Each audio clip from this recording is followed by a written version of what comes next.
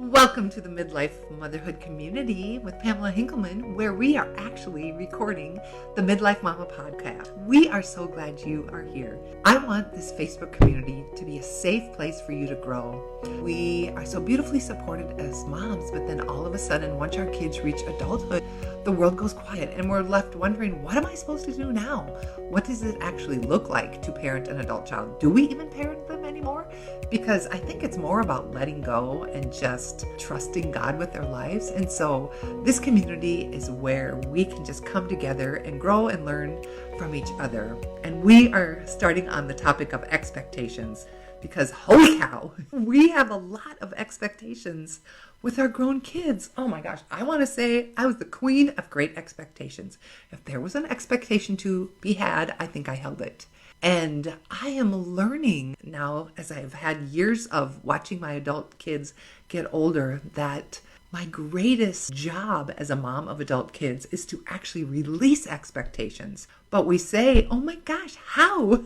How do I actually release them? I remember the day that our son got married first 10 years ago, and then our first daughter got married. And I remember her wedding day. It was so beautiful. It was perfect. She was lovely.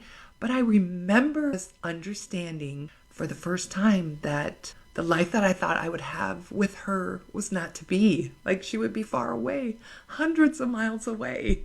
And I was thrilled for the life that she had chosen, yet I knew it was going to require something of me. I would have to let go. I'd have to release her. We do that in a million ways, Mom, with all these expectations that we carry.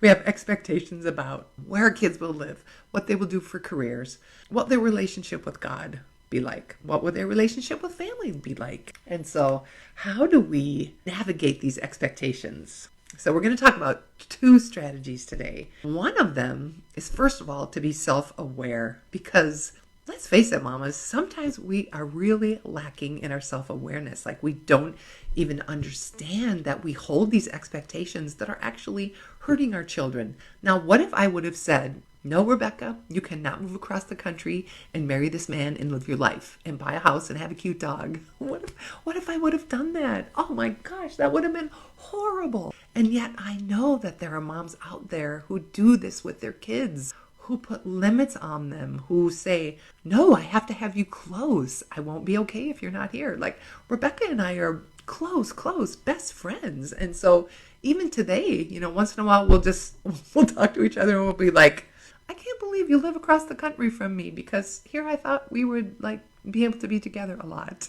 And so it goes both ways. We both have to deal with our expectations of what we thought life would be like. So, Mama, first of all, are you aware of the expectations that you hold? Sometimes I think we don't understand how controlling or demanding we are and how that is hurting our children. Oh my gosh, I get comments from adult kids all the time who say, I wish you would talk to my mom. I wish you would tell my mom. I wish my mom could know this stuff so that she wouldn't be so hard on me. And that just breaks my heart. A grown child trying to meet the expectations of their parent is pretty much a miserable child. We encourage them and we're like, yeah, go live your dreams. Go do what you're called to do. Even if it's hundreds of miles away from me, it's okay. I want you to live the life that God has for you. And so when we have these what do we do with them? We pay attention to them. We become self-aware. And then the next thing we want to do is actually name it. Have you ever named your expectations? Write them down on a list, because sometimes we're just in denial a little bit about what we're actually expecting of our kids, and that's hurting our relationship.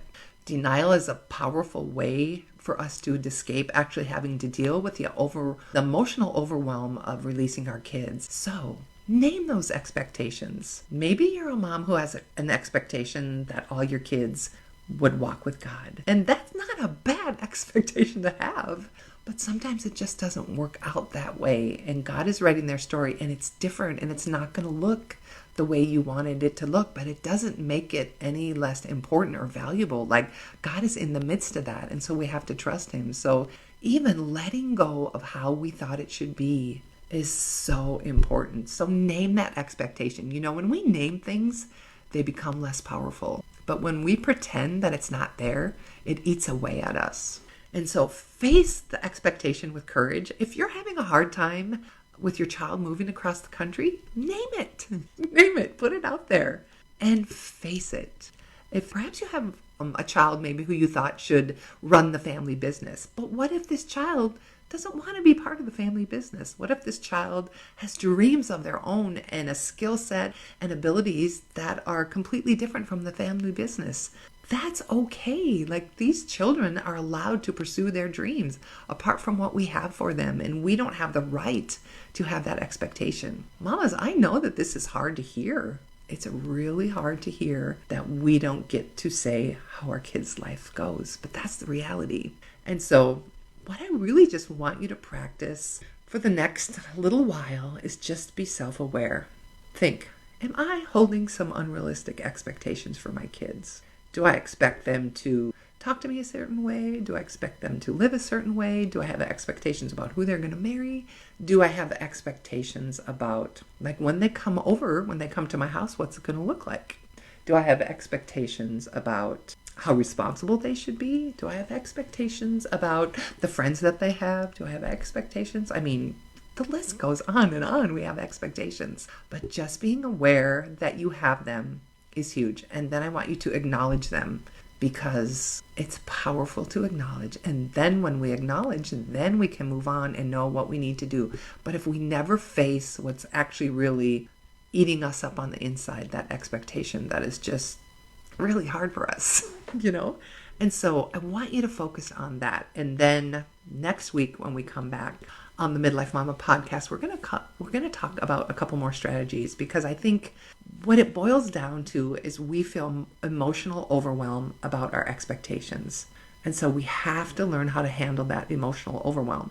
We don't handle it with our kids, we handle it with God. And He is most gracious, and He is ready and willing to help us with all these expectations. There's nothing new under the sun, and mamas have been going through this for hundreds and hundreds of years. But we have a gracious God who is so interested in helping us through this process, helping us let go, helping us even spur our kids on to live the life that they dreamed. It's not about our dreams. God will take care of us, but we want our adult kids to live the lives that they are called to live. So tune in next time, because we are just going to continue this conversation.